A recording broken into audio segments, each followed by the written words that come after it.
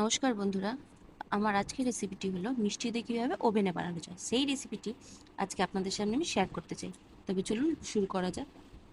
প্রথমে একটি পাত্রে 1 লিটার জাল দিতে বসিয়ে নেবেন এবং ঘন ঘন নাড়তে থাকবেন যাতে দুধের স্বর না জমে, সেটা কিন্তু খুবই গুরুত্বপূর্ণ। অন্য একটি পাত্রে একটি ক্যারামেল হওয়ার জন্য একটু চিনি নিয়ে নেবেন।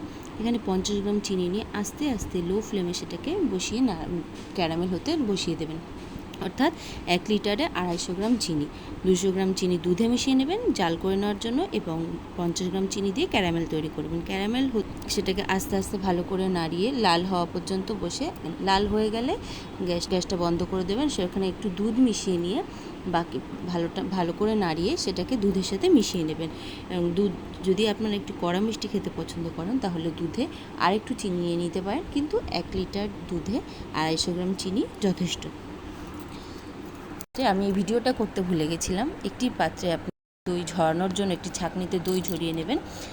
দইটা যদি মিষ্টি দোকানে হয় তাহলে খুবই ভালো দই বীজ হয়।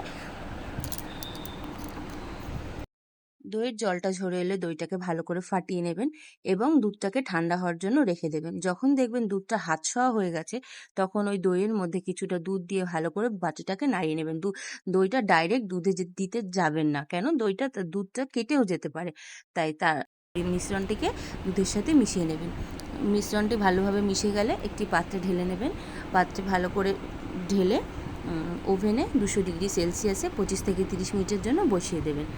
এবার 25 থেকে 30 মিনিট ভালো করে ঢাকনা দিয়ে দেবেন। ফয়েল পেপার দিয়ে ঢাকা দিতে পারেন। আমার বাড়িতে ফয়েল পেপার ছিল না, তাই আমি থালা দিয়ে ঢেকে দিয়েছি। যখন 25 থেকে 30 মিনিট হয়ে যাবে আপনি এটি কাঠিয়ে দেখবেন। যদি কাঠিটি ক্লিন আসে তাহলে বুঝবেন দইটি রেডি হয়ে গেছে।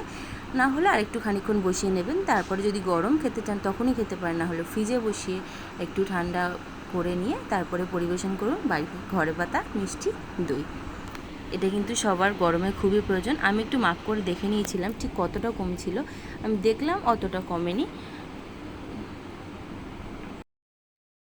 তো আজকের মতো এখানেই, দেখা হচ্ছে পরের কোনো নেক্সট ভিডিওতে।